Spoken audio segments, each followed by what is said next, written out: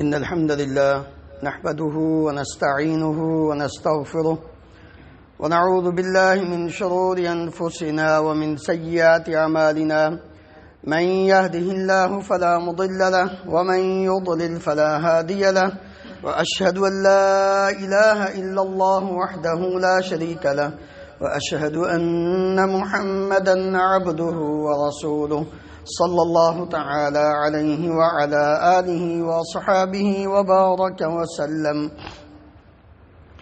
يا أيها الذين آمنوا اتقوا الله حق تقاته ولا تموتن إلا وأنتم مسلمون. يا أيها الناس اتقوا ربكم الذي خلقكم من نفس واحدة وخلق منها زوجها وبث منهما رجالا كثيرا ونساء واتقوا الله الذي تساءلون به والأرحام إن الله كان عليكم رقيبا. يا أيها الذين آمنوا اتقوا الله وقولوا قولا سديدا يصلح لكم أعمالكم ويغفر لكم ذنوبكم ومن يطع الله ورسوله فقد فاز فوزا عظيما. أما بعد فإن خير الحديث كتاب الله وخير الهدي هدي محمد صلى الله عليه وسلم وشر الأمور محدثاتها وكل محدثة بدعة وكل بدعة ضلالة وكل ضلالة في النار. رب اشرح لي صدري ويسر لي أمري واحلل عقدة من لساني يفقه قولي. اللهم انفعنا بما علمتنا وعلمنا ما ينفعنا وزدنا علما. سبحانك لا علم لنا إلا ما علمتنا إنك أنت العليم الحكيم. رب أوزعني أن أشكر نعمتك التي أنعمت علي وعلى والدي وأن أعمل صالحا ترضاه وأصلح لي في ذريتي إني تبت إليك وإني من المسلمين. اللهم طهر قلوبنا من النفاق وأعمالنا من الرياء وألسنتنا من الكذب وأعيننا من الخيانة فإنك تعلم خائنة الأعين وما تخفي الصدور. ہر قسم کی حمد و ثنا اللہ رب العالمین کی ذات گرامی کے لیے، ان گنت لا تعداد بے شمار درود و سلام اس ہستی مقدس پر جن کا نام نامی اسم گرامی محمد الرسول اللہ صلی اللہ علیہ وآلہ وسلم ہے. حضرات، ہر انسان اس بات کو پسند کرتا ہے کہ اس کی معاشرے میں عزت ہو، مقام بلند ہو. کوئی بھی شخص اپنی انسلٹ نہیں چاہتا، اپنی بےزتی نہیں چاہتا. وہ یہی چاہتا ہے کہ اس کا دنیا میں نام روشن ہو اور اس کے مرنے کے بعد بھی اس کو لوگ اچھے انداز میں یاد کریں. وہ فطرت ہے انسان کی. لیکن سچی عزت اور وقار اور بلند مقام کس انسان کو حاصل ہوتا ہے؟ وہ آدمی کہ جس کا مقام و مرتبہ اللہ رب العالمین کے ہاں بلند و بالا ہو. جس انسان کی عزت اللہ کے ہاں ہے، حقیقت میں اسی انسان کی عزت دنیا والوں میں ہے. موسیٰ علیہ السلام کا تذکرہ کرتے ہوئے رب العالمین نے فرمایا وَكَانَ عِندَ اللَّهِ وَجِيهًا. لوگ جتنا مرضی کسی کو ذلیل کرنا چاہیں، اس کی انسلٹ کرنا چاہیں، لیکن جب وہ انسان اپنے رب کے ہاں مقرب ہو، معزز ہو، باعزت ہو، تو پھر دنیا کی کوئی طاقت اس کو گرا نہیں سکتی. موسیٰ علیہ السلام کے لوگوں نے کوشش کی کہ ان کی انسلٹ کریں، لیکن رب العالمین فرماتے ہیں وَكَانَ عِندَ اللَّهِ وَجِيهًا. وہ تو اللہ کے ہاں بڑے ہی مقرب تھے، بڑے ہی معزز تھے، باعزت تھے. اسی طرح عبداللہ ابن عباس رضی اللہ عنہما بیان کرتے ہیں کان حظیا عند اللہ، موسیٰ علیہ السلام اللہ رب العالمین کے اس قدر لاڈلے تھے اور پیارے تھے، لا یسأل اللہ شیئا الا اعطاہ، اللہ رب العالمین سے جو مانگتے اللہ عطا فرما دیتے تھے۔ یہ اتنا مقام و مرتبہ تھا موسیٰ علیہ السلام کا۔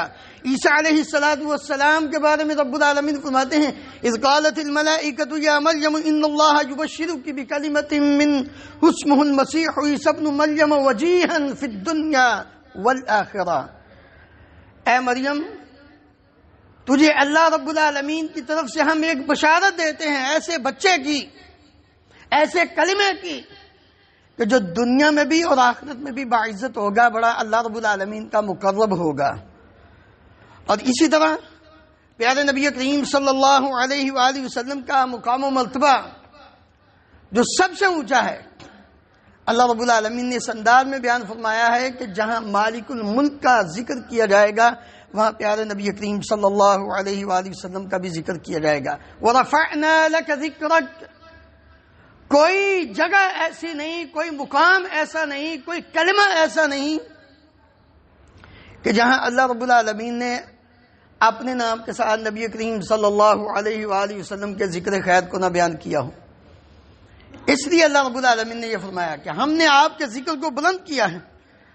اللہ رب العالمین کہ ہاں عزت حاصل کرنے کے لیے نبی کریم صلی اللہ علیہ وآلہ وسلم کو، نبی کریم صلی اللہ علیہ وسلم نے حضرات صحابہ اکرام رضی اللہ عنہم اجمعین کو اس بات کی ترغیب دلائی، ان کو ابھارا کہ اللہ رب العالمین کے ہاں جس کا مقام اونچا ہوتا ہے دنیا میں اس کی ویلیو ہی ویلیو ہے، لوگ کچھ بھی کہیں۔ انس بن مالک رضی اللہ عنہ بیان کرتے ہیں ایک دیہاتی آدمی نبی کریم صلی اللہ علیہ وآلہ وسلم کے پاس آتا تھا، اس کا نام تھا ظاہر، اور وہ آپ کو دیہاتی گفٹ تحفے لا کر دیا کرتا تھا۔ آپ علیہ السلام اس سے بڑی محبت کرتے تھے۔ ایک دن نبی کریم صلی اللہ علیہ وآلہ وسلم، اور وہ آدمی کیسا تھا؟ دمیمن یعنی قبیحن فی المنظر، اس کا چہرہ کوئی خوبصورت نہیں تھا کہ دیکھ کر انسان اس کی طرف رغبت کرے کہ یار میں اس کو ملوں، چہرہ بھی کوئی اتنا خوبصورت نہیں تھا۔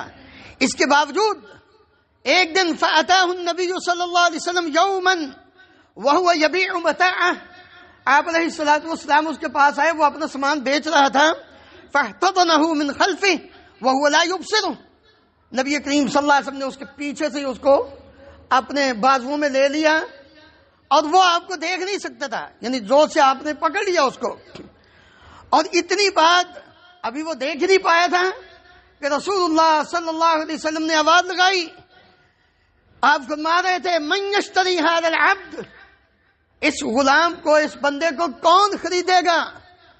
اللہ اکبر۔ فقال یا رسول اللہ صلی اللہ علیہ وسلم اذن واللہ لا تجدنی، اذن واللہ تجدنی کاسدا، اللہ کی قسم اے پیارے نبی صلی اللہ علیہ وسلم آپ مجھے کوئی بڑا مہنگا نہیں پائیں گے، میری تو ویلیو ہی کوئی نہیں، میری تو کوئی حیثیت ہی نہیں لوگوں میں۔ فقال النبی صلی اللہ علیہ وسلم، نبی صلی اللہ علیہ وسلم نے کیا فرمایا؟ بل انت عند اللہ غال، تو لوگوں کی بات کرتا ہے، تیرا تو مقام ہی اللہ رب العالمین کے ہاں بڑا اونچا ہے، تو اللہ کے ہاں بڑا مہنگا ہے۔ اللہ اکبر۔ وکان رجل من اصحاب رسول اللہ صلی اللہ علیہ وسلم، ایک دوسرے صحابی جن کا نام تھا جلیبیب، فی وجہہ دمامہ، ان کا چہرہ بھی کوئی اتنا خوبصورت نہیں تھا، فعرض علیہ رسول اللہ صلی اللہ علیہ وسلم التزویج، اب میں شادی کیوں نہیں کرتے؟ نبی کریم صلی اللہ علیہ وسلم نے ان سے پوچھا شادی کیوں نہیں کرتے؟ کہنے لگے یا رسول اللہ مجھے کون رشتہ دے گا؟ اذن تجدنی کاسدا، انہوں نے بھی وہی لفظ بولے کہ یا رسول اللہ میں تو بڑا کمزور ہوں، میرا تو مقام ہی کوئی نہیں لوگوں کے ہاں، میری تو کوئی حیثیت ہی نہیں۔ آپ علیہ السلام نے فرمایا نہیں، غیر انک عند اللہ لست بکاسد فزوجہ امرأة من الانصار، اس نبی عالم ہے، یہ حدیث ہے، نبی کریم صلی اللہ علیہ وآلہ وسلم نے فرمایا تم اپنے آپ کو کمتر نہ سمجھو، بلکہ اللہ کے ہاں تیرا مقام بڑا اونچا ہے۔ پھر آپ علیہ السلام نے خود ایک انصاری عورت کے ساتھ اس کا نکاح پڑھایا۔ یہ ہے حقیقی عزت اور منزلت. اور اس لیے اللہ رب العالمین نے فرمایا تھا وَفِي ذَلِكَ فَلْيَتَنَافَسِ الْمُتَنَافِسُونَ. یہ دنیا کی شہرت مال و دولت کے اعتبار سے، منصب کے لحاظ سے، پاور اور قوت کے لحاظ سے اس کی کوئی حیثیت نہیں. اصل عزت مقام مرتبہ وہ ہے کہ جو اللہ کے ہاں ہو، دنیا کے ہاں نہ بھی ہو تو کوئی بات نہیں. ابراہیم علیہ السلام کو سب نے چھوڑ دیا تھا، لیکن وہ اکیلے اپنے رب کے دین کو سر بلند کرنے کے لیے آگ میں کود جاتے ہیں. اللہ رب العالمین نے پھر کیا مقام دیا کہ اللہ رب العالمین نے آگ کو حکم دے دیا کہ اس کو جلانا نہیں. بڑے واقعات. اس لیے وہیب بن ورد رحمہ اللہ فرماتے ہیں ان استطعت اللہ یسبقک الی اللہ احد فافعل. اگر نیکیاں کرنے میں، رب کی طرف بڑھنے میں تجھ سے کوئی سبقت نہ لے جائے تو پھر تم ایسا کرو. یعنی سب سے زیادہ اپنے رب کی طرف رجوع کرتے ہوئے نیک اعمال کرنے کی کوشش کرو. تم سے زیادہ کوئی نیکیاں نہ کر سکے، کیونکہ اسی میں ہی انسان کی عزت اور مقام ہے.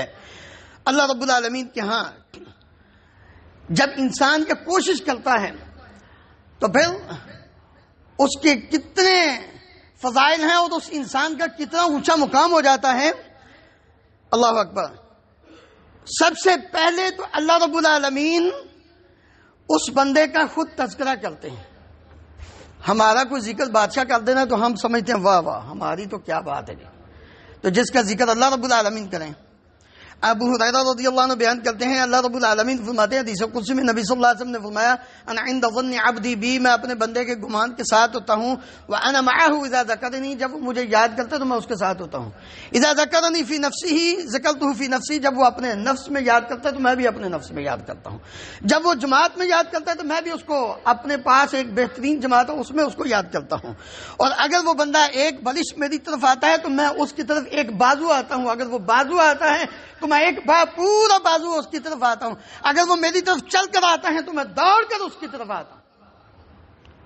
یہ انسان کی عزت نہیں تو اور کیا ہے. کس کے ہاں؟ اللہ رب العالمین کے ہاں. جب انسان اپنے رب کی طرف کوشش کرنی شروع کر دیتا ہے تو پھر جتنا انسان آگے بڑھتا ہے اللہ رب العالمین بھی اس کو اتنا ہی زیادہ اونچا مقام عطا کرتے ہیں. دوسری فضیلت اس انسان کی یہ ہے کہ نبی کریم صلی اللہ علیہ وآلہ وسلم نے فرمایا کہ اللہ رب العالمین اس بندے کے ساتھ محبت شروع کر دیتے ہیں. اللہ اکبر. آپ اندازہ کریں کہ جس سے رب العالمین محبت کریں تو پھر ساری کائنات کیوں نہ اس سے محبت کرے.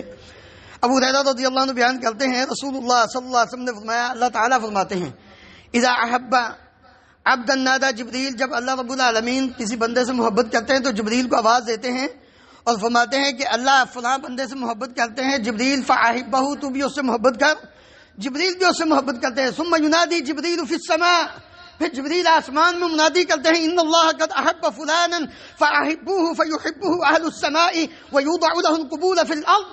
صحیح بخاری اور صحیح مسلم میں نبی صلی اللہ علیہ وسلم نے فرمایا کہ جب جبریل منادی آسمان میں کرتا ہے تو آسمان والے بھی اس سے محبت کرتے ہیں اور پھر اس کی محبت لوگوں کے دلوں میں ڈال دی جاتی ہے. یہ لوگوں کے دلوں میں اس انسان کی محبت کیوں آئی ہے؟ حالانکہ یہ کوئی بڑا مال و دولت والا نہیں، بڑا خوبصورت نہیں، بڑی پاور والا نہیں، بڑے منصب والا نہیں، بڑے اونچے خاندان والا نہیں. صرف اس لیے اس کی محبت ہے کہ اللہ رب العالمین اس سے محبت کرتے ہیں کیونکہ اس نے اپنا تعلق اپنے رب سے جوڑا ہے. تیسری فضیلت اس انسان کی کہ یہ اتنا اللہ کے ہاں اونچے مقام والا ہے، اگر کسی چیز پر قسم کھا لے تو اللہ رب العالمین اس کی قسم بھی پوری کر دیتے ہیں. نبی صلی اللہ علیہ وسلم نے فرمایا رب اشعث مدفوع بالابواب لو اقسم علی اللہ لابره. جو بظاہر دیکھنے میں تو بالکل معمولی سا انسان لگتا ہے لیکن رب کے ہاں اس کا اتنا اونچا مقام ہے کہ جب اللہ رب العالمین کو کہہ دے کہ قسم ہے یہ کام رب العالمین آپ کریں تو یقیناً اللہ رب العالمین کر دیتے ہیں. اللہ تعالی ہمیں بھی ایسے بندوں کی سیرت کو پڑھ کر اس کے مطابق اپنی زندگی کو ڈال کر زندگی بسر کرنے کی توفیق عطا فرمائے.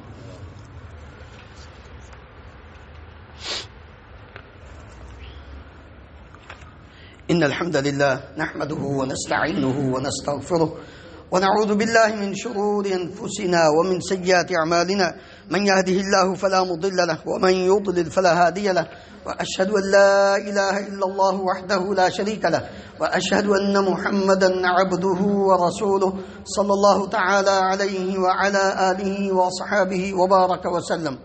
میرے محترم بھائیو، عزت پانے کے بہترین راستوں میں سے ایک راستہ یہ ہے کہ اللہ کو یاد کیا جائے. فاذکرونی اذکرکم، جیسے پہلے حدیث میں بیان کیا ہے. تو اللہ رب العالمین کا بھی یہی فرمان ہے کہ فاذکرونی اذکرکم، تم مجھے یاد کرو میں تمہیں یاد کروں گا. دوسرا کہ انسان ہر ممکن اس بات کی کوشش کرے کہ اللہ کو راضی کرنا ہے. دنیا نہیں راضی ہوتی. اللہ کو راضی کرو، دنیا خود بخود راضی ہو جائے گی. اس لیے جو انسان دنیا کو راضی کرنے کی کوشش میں لگ جاتا ہے پھر اللہ کو ناراض کر لیتا ہے تو نہ دنیا بنتی ہے نہ آخرت بنتی ہے. اس لیے اس بات کی کوشش کریں کہ اللہ کو راضی کریں. اور اللہ رب العالمین راضی کیسے ہوتا ہے؟ فرائض پر عمل کرنے سے. نماز کو 5 وقت جماعت کے ساتھ ادا کریں، روزے رکھیں، زکوٰۃ دیں، حج کریں، دیگر نیک اعمال جو فرض ہیں ان کو بجا رہیں، اللہ رب العالمین راضی ہو جاتا ہے. اور پھر جب انسان اللہ رب العالمین کو راضی کر لیتا ہے اور فرائض کے ساتھ نوافل بھی پڑھتا ہے تو اللہ رب العالمین اس بندے کی اتنی حفاظت کرتے ہیں کہ اس کے کان، اس کی آنکھیں، اس کے ہاتھ، اس کے پاؤں، سارے جسم کی اللہ رب العالمین حفاظت کرتے ہیں. پھر یہ اللہ کی نافرمانی والے کام کرتا ہی نہیں ہے. تیسرا طریقہ یہ ہے کہ انسان علم نافع سیکھے اور اس پر عمل کرے اور پھر آگے بھی لوگوں کو وہ پھیلائے تاکہ انسان کا اس دنیا میں بھی مقام ہو اور اس کے مرنے کے بعد بھی اس کا صدقہ جاریہ رہے. یرفع اللہ الذین آمنوا منکم والذین اوتوا العلم درجات. اللہ رب العالمین فرماتے ہیں کہ اے ایمان والے اور اہل علم کے درجات کو ہم بلند کرتے ہیں دنیا میں بھی اور آخرت میں بھی. مرنے کے بعد بھی انسان کو جن 3 کاموں کا اجر و ثواب ملتا رہتا ہے ان میں ایک علم نافع ينتفع به، ایسا علم نافع کہ جس سے دوسرے لوگوں کو فائدہ ہوتا رہتا ہے. اس انسان کو مسلسل اس کا فائدہ، صدقہ اور اس کا اجر و ثواب ملتا رہتا ہے. اس لیے میرے محترم بھائیو، زندگی میں اپنے رب سے دعا بھی کیا کریں اور دعا کے اندر اللہ رب العالمین کے ساتھ کسی کا وسیلہ ڈالنے کی ضرورت انبیاء کی، صالحین کی نہیں، بلکہ ڈائریکٹ اپنے رب سے مانگو. علم نافع کی دعا بھی کرو، اپنے رب سے عزت اور مقام کی دعا بھی کرو. نبی کریم صلی اللہ علیہ وسلم اپنے رب سے ڈائریکٹ مانگا کرتے تھے، اپنے صحابہ کو بھی یہی تعلیم دی تھی. اللہ تعالیٰ مجھے اور آپ کو عمل کرنے کی توفیق عطا فرمائے. ان اللہ وملائکتہ یصلون علی النبی یا ایھا الذین آمنوا صلوا علیہ وسلموا تسلیما. اللهم صل علی محمد وعلى آل محمد كما تحب وترضى. اللهم اغفر لنا وللمؤمنین والمؤمنات والمسلمین والمسلمات الاحیاء منهم والاموات. اللهم اغفر لجميع موتى المسلمين الذين شهدوا لك بالوحدانية ولنبيك بالرسالة وماتوا على ذلك. اللهم اجعل قبورهم روضة من رياض الجنة. اللهم اشف مرضانا ومرضى المسلمين. اذهب الباس رب الناس واشف انت الشافي لا شفاء الا شفاؤك شفاء لا يغادر سقما. اللهم انصر الاسلام والمسلمين. اللهم اعز الاسلام والمسلمين واذل الشرك والمشركين. اللهم اهلك النفاق والمنافقين. اللهم ارنا الحق حقا وارزقنا اتباعه وارنا الباطل باطلا وارزقنا اجتنابه. اللهم امنا في اوطاننا واجعل هذا البلد آمنا مطمئنا رخاء سخاء وسائر بلاد المسلمين. سبحان ربك رب العزة عما يصفون وسلام على المرسلين والحمد لله رب العالمين.